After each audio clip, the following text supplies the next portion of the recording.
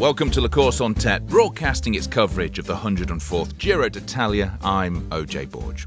Before we get started with this Giro Mountain special, I'd like to say a hearty ciao to Peloton's Aérogramme subscribers and thanks to our presenting sponsor, Specialized, the makers of the Tarmac SL7, the most winningest bike in the Peloton.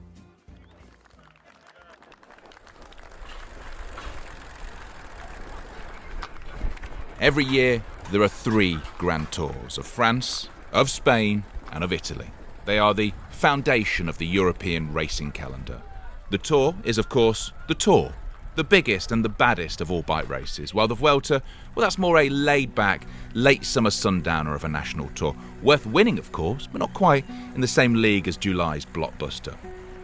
Of all of them, however, it is the Giro, tracing a route around a beautiful and historical country with so many legendary climbs that is the most romantic and evocative.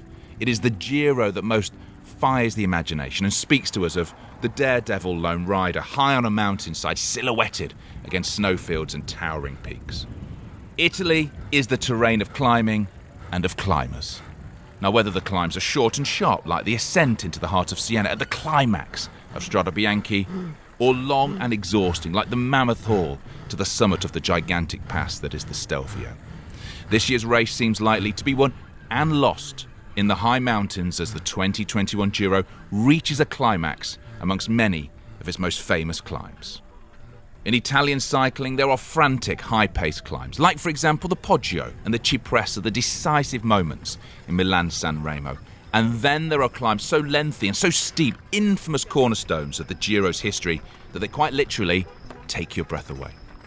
Climbs like Monte Zoncolan, the Mortirola or the Col de Fenestre. These famous climbs ascending to those sky-scraping altitudes are at the heart of the Giro d'Italia's appeal, and as this year's race reaches a crescendo, we're going to tell the stories of those fearsome mountain ascents and the mythology that surrounds them. We asked Pippa York, who as Robert Miller won the King of the Mountains classification and finished second overall in the 1987 Giro, about the difference between the mountain ranges and all those 3 Grand Tours. Pippa York. French mountains split quite easily into 2 different categories, Pyrenees and the Alps. Pyrenees more affected by the Atlantic, so the roads are rougher, the weather's slightly worse, and it's more humid. Go to the Alps, the roads are better because there's more tourist traffic going to ski stations. The weather's drier, it's slightly warmer, so the hills are less affected by that stuff. The Italians kind of split into the same kind of thing, although with the mountains up the middle of Italy, they tend to be quite short and steep. As you get further north, it's the same kind of thing as in France, where the really high mountains are affected by the weather, so quite often the roads get worse as you go further up, and there's quite a lot of temperature inversion, so you'll get headwinds coming down or going up depending on the weather and the time of day. In Spain, northern Spain, again affected by the Atlantic weather. The roads are usually in pretty poor condition in northern Spain, unless you're on about Andorra where they've spent a bit of money, but they're quite steep. As you go further south, then you get the wind from Africa affecting how the climbs are ridden. They're usually longer than anywhere else, but good condition and generally a tailwind, so they ride really fast. My favourite would probably be the Pyrenees or southern Spain, just because down in southern Spain they ride so fast, because then you have an impression of going fast. And Pyrenees, because I quite liked that kind of slightly slower, more of a grovel kind of climb. Pippa York there, will have more from her later on. Joining me to talk about the mythology of the mountains and the very particular nature of the Giro's climbing stages is La Course on Tête's barrister-in-chief, William Fotheringham, author of many books, including Fallen Angel, The Passion of Fausto Coppi. Now, William, why do you think the mountains of the Giro evoke such drama and romance? Well, I think it's a combination of 2 things. I think, like all the great bike races, the mountains have their history and, their associations with the stars of the past and the races of the past, which I guess they have in common with all the other great climbs in cycling. One very special thing is the Tifosi, and their madness and their passion give the mountains of the Giro something very special. And the final thing for me with the Giro mountains is the weather. I always think that the Giro, since the Vuelta changed its dates, has the worst weather in the cycling. And I think that gives the mountains in the Giro an added dimension because of the massive difficulty of dealing with them as a bike rider, and also, I guess, dealing with them as an organiser, because there's always this question of will the race go through them or not. Is the Giro the hardest of the 3 Grand Tours? I think so. I've given this some thought, and to me, the Tour is hard in a different way, but I think in terms of the climbing demands, the Giro is harder because those climbs are steeper, and when they're at their very worst, they're not like the great climbs of the Alps, where it's not so hard for teams to take control, a really strong team. So there's that side to it. There's also the fact that in the Giro, you tend to have teams that aren't completely at full strength. Obviously, Ineos in this year's Giro are an exception because they are at full strength, whereas I don't think the other teams are. That makes the mountains less controlled. I also think if you look at the combination of length and steepness, the Vuelta tends to have a plethora of very, very steep mountaintop finishes, which are pretty much identikit. Whereas the Giro, you've got this massive variety of mountains. Sometimes they're steep and long, sometimes they're short and steep, sometimes they're long and steep, sometimes they're just long and draggy. But this variety makes it very hard to control the race. And the final element is that the geography of Italy means that there is climbing in almost every stage of the Giro. It's a heck of a bad race for the sprinter. What were the sprinters? What were this year? 6 stages for the sprinters, and most of them have gone home before the final week even started. So that means that by the time they get to the big mountains in the final week, most of the climbing teams are tired, and that makes a real difference. We've seen many winners of the other Grand Tours try and master the Giro and quite spectacularly fail, beaten by the weather, the constant climbing, the transfers, the stress. Does victory in the Giro require a different skill set to the other Grand Tours? I think so, because, as I said, the geography of Italy makes for a more uncontrolled race. There's always the unpredictable elements of the weather and the fans and the atmosphere by the roadside, and that makes it difficult too. It demands a very different skill set from the Tour de France. It's less the case maybe now because, if you like, the Vuelta and the Tour de France have both followed the Giro's example and tried to introduce as many different sorts of climbing stages as they can. Not as successfully as the Giro, because the Giro's geography makes it so much simpler for the organisers to do that. But yes, generally speaking, it's a different skill set. And it's interesting, for example, that a rider like Thibaut Pinot will come to the Giro and do well. He'll stay at the Tour and not always do well. The Giro is much more his sort of race. And you have these specialists in Italy who only ever do well in the Giro, and they don't go well abroad. Final question. Football and cycling, both renowned sports in Italy, but historically, how deeply embedded is the Giro and its heroes? I'm talking Gino Bartali, Fausto Coppi, Marco Pantani, in that Italian culture. Well, I think there is this social element to football, and we see it. It's the thing that makes soccer what it is across Europe, and it's not the case that cycling has that social element in every country of Europe. I don't think it has it in Britain, for example, in the sense that I don't think bike racing is embedded in British society. It's embedded in French society very much so. Flemish society, obviously it is. But in Italy, it's totally embedded.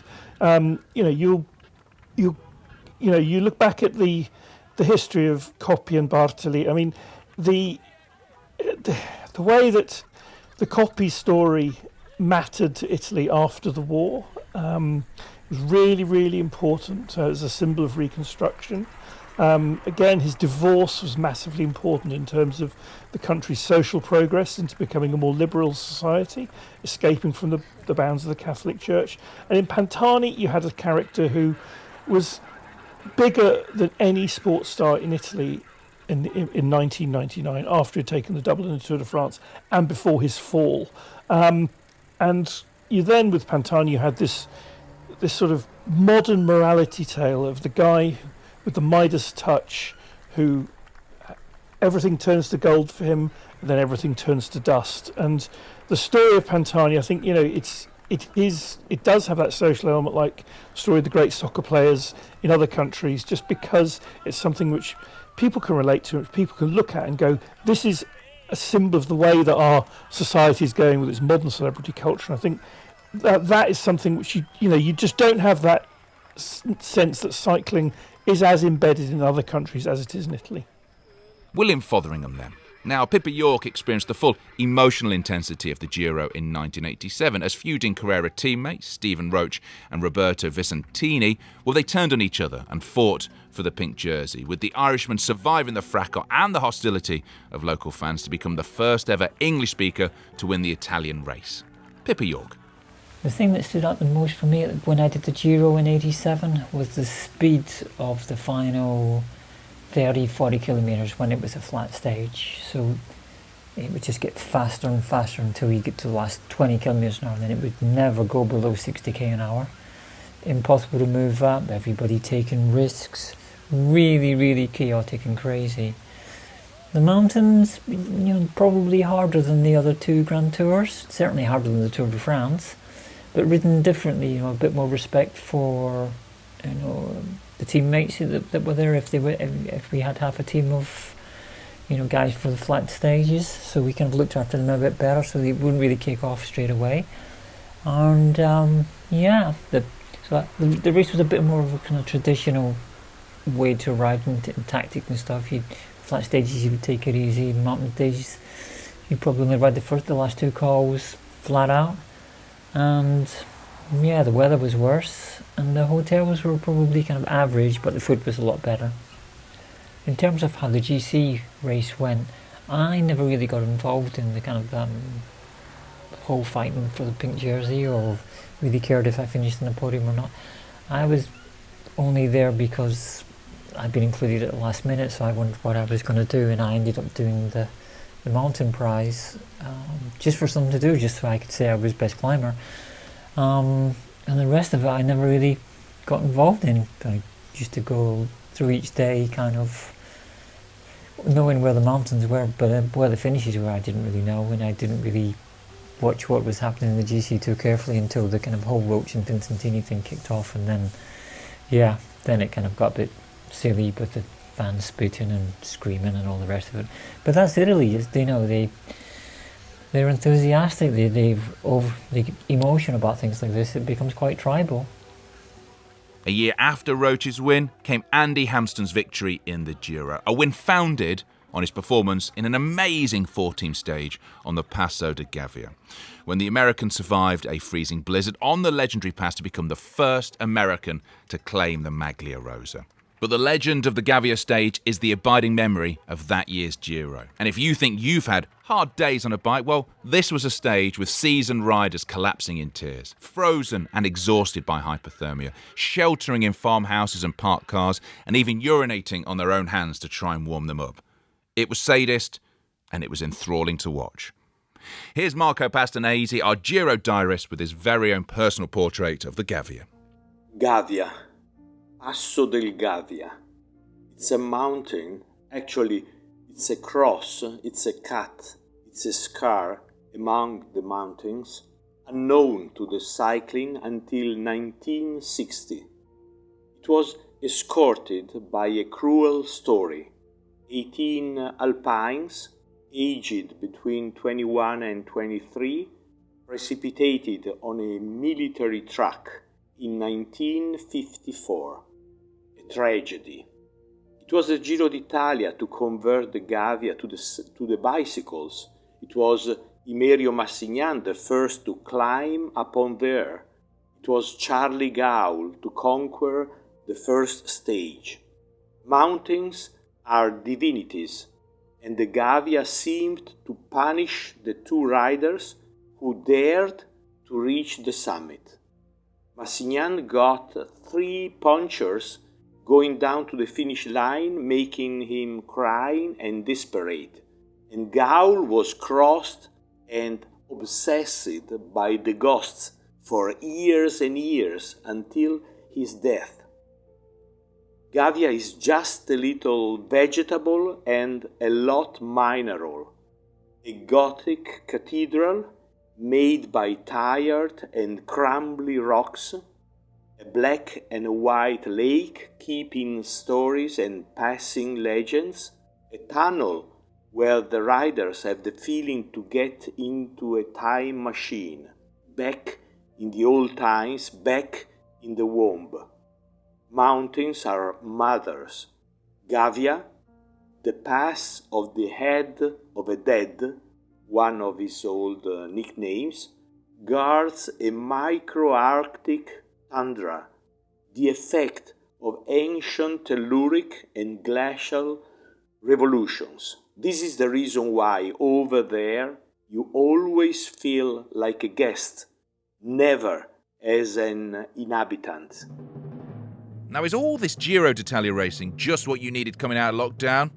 Well, when you sign up for a race of your own, do it on the new Specialized Tarmac SL7, the winningest bike in the pro peloton. Oh yeah.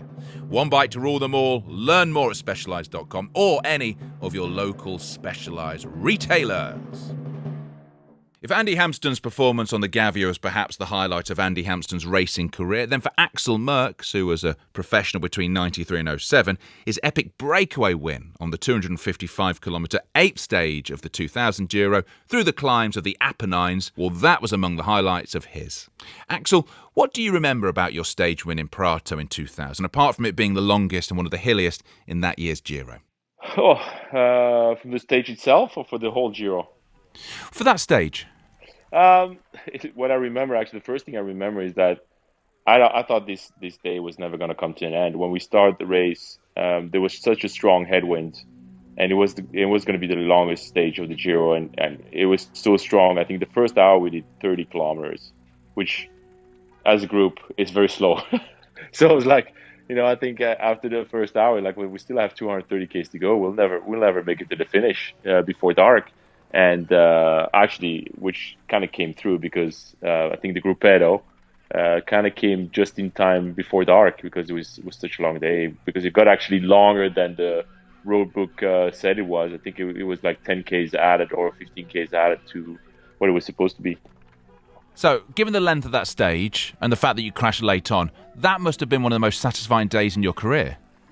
Very emotional, very up and down, very like fighting through it just to get through the breakaway to begin with, which was a good group, struggling through the steep climbs and kind of surviving. And then, we got into those hairpin small descents, and Kiko Gutierrez basically completely missed his turn and just, he basically shoulder checked me and I end up in the ditch.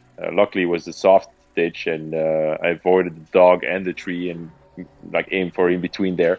And got out, and then, was so frustrating, so mad, so enraged, because I thought it was like you do such a hard work to try to do a good job for the team and to be in a breakaway and to get a chance to. I thought all my chances were gone. So the first thing that came to my mind is like, all I have to do is just get back to that group.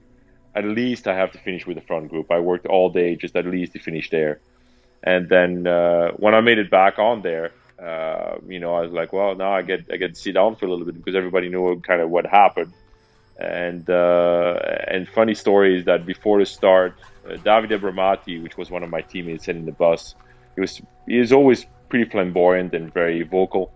He said, you know what you do today in the race? So you go in the breakaway, and with 1K to go, you attack and you win the stage. So I thought at that point, I'm like, well, what do I have to lose? So 1K to go, I saw the red triangle and I just went for it. And I think everybody was kind of shocked that I still had anything left in my legs, and kind of managed to stay away because everybody's looking at Max Chandri, and that was my luck, and ran away with the victory that day. What's the emotion as you cross the line? Oh, I goosebumps, I still have goosebumps when I think about it. My dad was there, he was commentating from the Belgium TV, the Flemish side, and I knew he was going to be there, and it was just one of those dreams that come true, just to kind of, win a stage in the Giro, in the Grand Tour, riding for Mapei, which was obviously a big Italian team, and we didn't win a stage at that point, and all the pressure kind of fell off my shoulder at that moment. I felt like finally I got something that I can tell my grandkids about maybe one day, in a way. And yeah, I know I'm never going to be able to be the same as my dad, but hey, I won a stage in the Grand Tour, and that not a lot of people can say. Did you listen? Have you ever listened to his commentary from that day? Yeah, I did actually. Actually, I heard him. I heard him again last year because it was a 20-year that day, and they kind of repeated that stage. And so I listened to it again on the Flemish commentary because they put it out there, and it was funny. I'm laughing about it now because he went very silent. Like it's just it's too bad. It's sad for him. It's too bad. And then a long silence, and then then I make it back on, which was I mean, he was impressed. He impressed my dad. It's pretty cool, but then to get away with the win, and I forgot about that. But they asked me to go to the Belgium TV right after that to do the commentating or the explanation of the stage, and he was telling me how much I made too much effort and I was too active in the group and in the breakaway. I was like, Dad, I won. Just leave me. Give me a break today. Just today. Just give me that break. It doesn't matter anymore. I won the race, and the rest can it doesn't matter. You were blessed by the Pope a few days earlier. Did that help when you were chasing back on? No, it's funny because I don't know. He came into conversation not that long ago actually, and somebody asked me, "Did you ever meet the Pope?" I said, "Yeah." We were all invited to see the Pope, but I was in the back row in the back, and Pantani, Cipollini, all those big guys were in the front meeting the Pope, and we were like way back, and so I saw him from far away, but he didn't bless me in particular. But I think I had my star following me that day, and I was blessed to be able to pull off the win after such a erratic day. It was a wonderful win. Now, last year you saw two of your protégés from your own team, Theo Guggenhardt and João Almeida, ride brilliantly in the Giro. Did you pass on any specific advice on how to survive, how to get the most out of the race? No, it's not. At that point, once they move on from the program, it's kind of up to their team to kind of keep guiding them on the everyday to-day stuff. One thing is for sure is that I stay in touch with most of those guys, also because they stay in touch with me. It kind of goes both ways. And last year, not only them, Dowsett won a stage, Narvaez won a stage, Guerrero won a stage. Joao was in the jersey 2 weeks and finished fourth, and then obviously Theo just got away with the stage win and the overall classification. It was just such a billboard for the program. But I stay in touch with some guys because they stay in touch with me and they ask me, or I tell them my opinion through the race. But that's more of a friends to friends conversation than anything else. Do you think the Giro requires different qualities to the Tour and to the Vuelta? Does it take a different type of rider, a different rider with different qualities to win it? I think so. I think it's very different in their own way. You have to be way more of a pure climber maybe to be able to handle the Giro, and also it's very hectic. Not that the Tour de France is not hectic, but it's different in a different way. Most of the times it's long transfers before and after the race. The weather, as we saw this year again, is not always great. It's pretty up and down. It could be very cold, could be very hot. So it goes all the ways. And then the climbs are actually the course and parkour is harder for me in the Giro than in the Tour de France, because you can have climbs and all over the Giro. But what made it so special is that they always keep it so hard for the last week. And funny story, when I was racing from Polti back in the days, we came to 3 to 4 days to the finish, and our manager came into the meeting and it said the Giro starts today, and it was like, are you kidding me? we're pretty much dead. But he was right actually, because everything can happen the last 4 days, and everybody fights for seconds the first week, and then it's minutes the last week basically. So, if you're talking about the last week being the hardest of any Giro, how do you see these last few days of this year's Giro panning out? Big stages, time trial, what do you see happening this year? Well, it's going to be very hard and difficult to knock Egan Bernal off his throne, because not only him, but I think his team is very impressive. And I really enjoy watching them. One of my ex-riders is on the team there too this year with Jonathan Narvaez, and especially I'm a big fan of Egan because he's so humble. He's such a big star, but he's so humble, and he's so respectful towards the cycling world, and and what he represents in the world of cycling. That he's a great champion, and the way he's riding right now the Giro is quite spectacular. And I enjoy every time he stands on his pedal and just kind of takes off. I think moving up, probably his biggest rival right now is probably going to be Yates. Is my opinion. The rest is kind of happy already where they are at, and it's going to be very difficult for them. Axel Merckx, well, he has many good Giro memories, but former pro and Green Edge sports director Matt Wilson, he remains haunted by what he went through in the 2011 edition of the Corsa Rosa. Yeah, I've had some ups and downs. I think most athletes do, most people do in life. But yeah, the 2011 Giro does stand out in my mind. I was going quite well, and then I got into a crash, and then took so much skin off my hand I couldn't put my hands on the handlebars, and I just suffered through a couple of days. And then the day before the rest day, I got food poisoning, and then made it to the rest day, and then the next day, and then a couple of days after that up in the mountains were just absolute hell, and I never really recovered.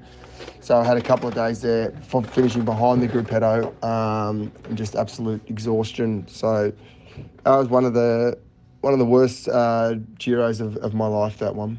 I remember I couldn't eat anything because of the food poisoning, and the day was just endless. I can't even remember how many metres climbing that was that day, but it was something like eight and a half hours or something for the stage, and I was dead last, getting pushed up the last climb. It was getting dark.